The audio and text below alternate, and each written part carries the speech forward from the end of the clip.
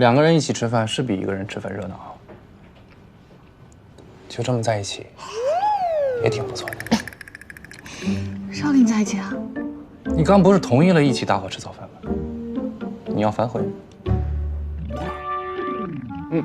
差点忘了件重要的事儿。你干嘛？摸一下头。干嘛要摸我头？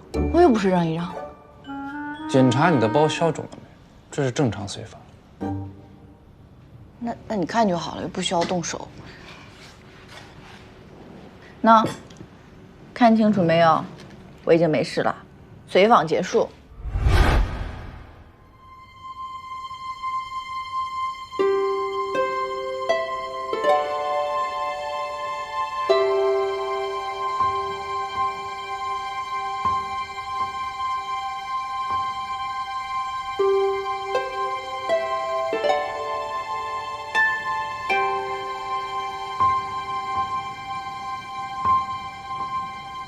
感觉你很紧张啊。哪有紧张？没有。从一早开门到现在，你所有动作都不对劲。刚才抓我手的时候，手心出汗，心跳加快。不是紧张是什么？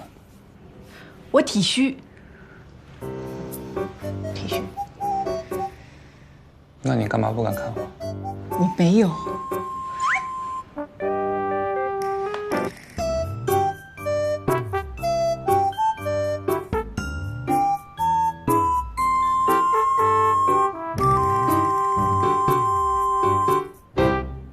那你躲什么呀？温医生，你再不走，上班要迟到了。你该不会是喜欢上我了吧？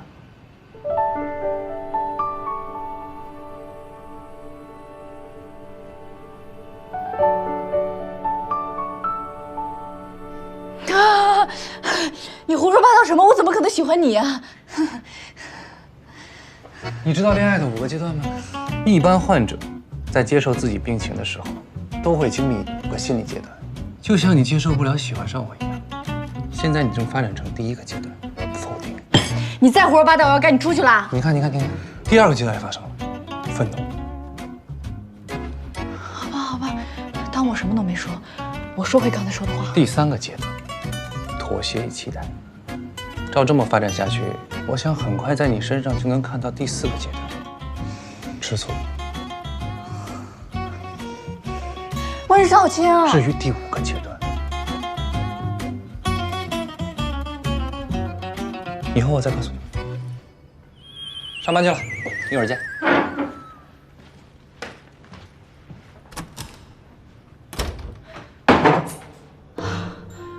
不是，我平时那么会说，怎么一到关键时刻就变哑巴了呢？